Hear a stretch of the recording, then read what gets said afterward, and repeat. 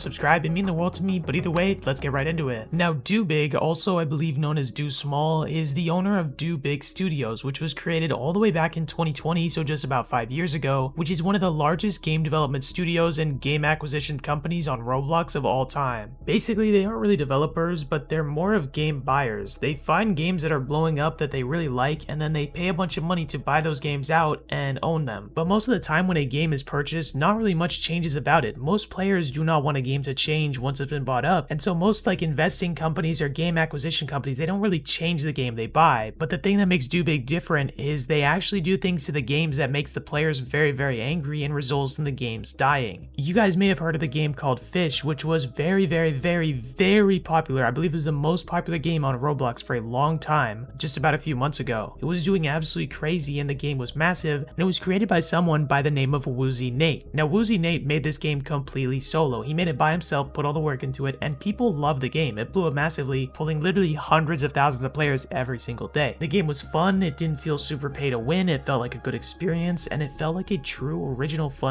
game on Roblox. It was simple, straightforward, fun, and it didn't really feel like they were pushing any spending a bunch of Robux down your throat, or they were trying to get you to give them more money. But at some point, DoBig Studios basically bought out the game. Now, I believe it's not disclosed or mentioned how much money this is, but to put into perspective, the Woozy Nate guy bought a $500,000 McLaren a month later, so I think we can guess it's a lot of money. But yeah, they basically bought out the game entirely. If you were to look at the group above Fish, you can see it's owned by a player named DoBig, basically the guy who works at DoBig Studios. So yeah, they basically bought the biggest game in Roblox's history. At one point, it was the #1 game on Roblox, and I believe it also held the record for fastest game to hit 1 billion visits, but I'm not totally sure about that. But yeah, now the game is owned by DoBig Studios, and when this happened, many people were confused and apprehensive. They didn't know what would happen, but it ended up being very bad for the game. You see, Fish used to be very simple, and there used to not be much you could spend your money on that would make you better at the game. You actually had to grind for what you wanted. But when you play it today, you can see all these things which I'm showing on screen now, which has all the things you waste your money on, buying these new rods, these new pets, the cosmetics, stuff like this, that can cost upwards of thousands of Robux. They basically just expanded it to have way more things. I literally remember when it first got popular, the most you could really spend money on was just boosting all the server luck, and that would just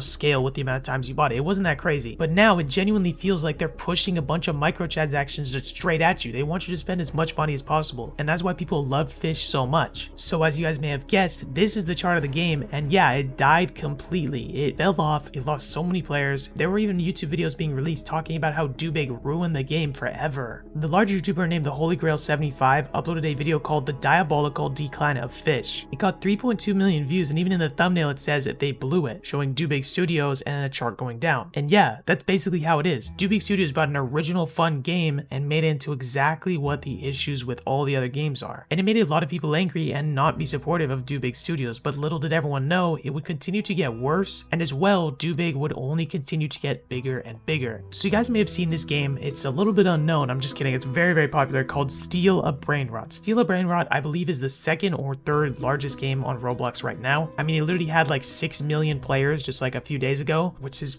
honestly crazy to me. Nobody would have expected that a couple years ago on any game at all, but it was literally massive. But it's literally massive and one of the largest games on the platform. Now, I made a video talking about Steal a Brainrot and the stuff that people have issues about it with in my last video, but I wanted to mention it now because there's something I didn't delve too deep into, which is actually who is behind the game. Now, you see, Steal a Brainrot was originally created by someone by the name of Sammy, and he's the guy who completely owns the game himself, and you guys can see he's the owner of the group. So most people would be like, okay, well, it's not DoBig. Well, if you were to look at the group that owns it, Brazilian Spider, and look at the roles, you can see 3 roles called Big, Brazilian, and Spider. The Brazilian role has in fact the person named Do Small, who is also the same guy who owns the Fish group. So yeah, DoBig Studios also owns this game, and what's even crazier is you guys can go to their website right now and look at the games that they own. Once you go on their website, you'll see it says, DoBig Studios, we create experiences for all ages in the metaverse. And this number changes a lot, but at the time of recording, it says there's over 4 million people playing their games and over 44 billion play sessions. And if you were to click the button, explore our games, you would see what games they have. Now they show Steal a Brainrot and Fish, as well as a Dusty Trip, Baddies, and Blade Ball. These are all massive Roblox games that have been popular for a long time, and most of these have also been the most popular games on the platform for a little bit of time. But there's one game that will honestly astonish you guys that they own that you guys may have had no idea. If you look at their most popular game that they own, you can see Grow a Garden, the largest game in Roblox's history by far, which also I believe hit the record for the most players in any video game of all time. Like, what the heck, bro? If you were to look at the Grow a Garden game and go to the group, which is called the Grow a Garden game, you guys would see a bunch of roles like holder, farmer, lead developer, developer, but then there'd be two roles called Analytics 2 and Analytics. Under Analytics 2 is the guy named Do Small, the same guy we saw under the Fish group and under the Steal a Brainrot group. This guy is the main person of DoBig Studios, and what I believe has been said, which I'm not totally sure if it's been confirmed, DoBig owns at least 15% of this game. I'm not totally sure what that amounts to, and they likely spent probably over like multiple hundreds of thousands of dollars getting this percentage, but they are very likely making a massive amount of money from having this stake in the game, and it's very likely as well that they do have some say in the updates on the game. The main owner of the game that most people would know though is someone by the name of Jandel. Now Jandel's also known for being the owner of A Dusty Trip and being the owner of Grow a Garden. And I'm not 100% sure, but I do believe that he's very interconnected with DoBig Studios. I don't know if he's a part of them, and so I'm not going to just say he is, but he is involved with them and connected with them, and his games are also part owned by DoBig Studios. In my opinion though, Jandel is a very good developer as opposed to what the DoBig Studios did to Fish, so I honestly think Jandel will actually keep Grow a Garden alive for way longer and not just kill it by adding a bunch of pay to win stuff. But it's still very dangerous because investors do have a say in the thing they're invested into. They can be like, oh, we'll pull out our investment if you don't add this to the game or whatever, that kind of thing. That is something that is a possibility. I'm not sure how DoBig plays it, and the game hasn't been popular for enough time to see how it'll go, but I'll probably revisit it like later this year or something to see how like DoBig Studios did. But it's honestly puts Grow a Garden and any game they own in a very dangerous position. The charts of all the games that they own usually go up for a while and then die, and even though that's common with most games, some games, you know, can consistently stay popular, but the DoBig ones seem to have much more of a worse decline. You see, like, some games have a slow progressive decline over time as people get more and more bored of them. For example, something like Roblox in high school, it sort of died out over time. I don't know if you guys remember when that was really popular. It used to be the biggest game on Roblox. It slowly died out as more and more people got bored and honestly just sort of had a calm, quiet, like, they still updated stuff, it's still like supported, but usually the games that people